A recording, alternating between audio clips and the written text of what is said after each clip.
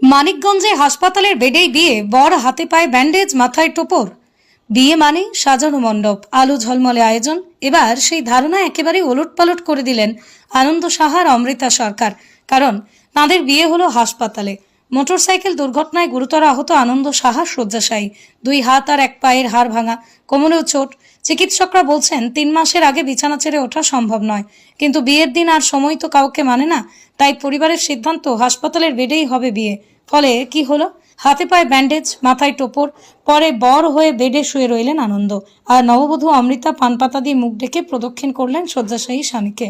পুরোহিত মন্ত্রপাঠ করলেন, উলুধ্বনি উঠল, আর ডাক্তার নার্সরা দাঁড়িয়ে সেই অতিথি হয়ে থাকলেন। ভিডিও ছড়িয়ে পড়তেই সামাজিক মাধ্যমে তোলপাড়। কেউ লিখেছেন ভালোবাসা মানে এভাবেই পাশে থাকা, আবার কেউ মজা করে বলছেন এবার বরের শ্বশুর বাড়ির দাওয়াত খরচ বেঁচে গেল।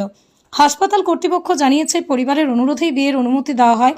অন্য রোগীদের যেন অসুবিধা না হয় সেজন্য অব্যবহৃত একটি ফ্লোর সাজানো হয়েছিল।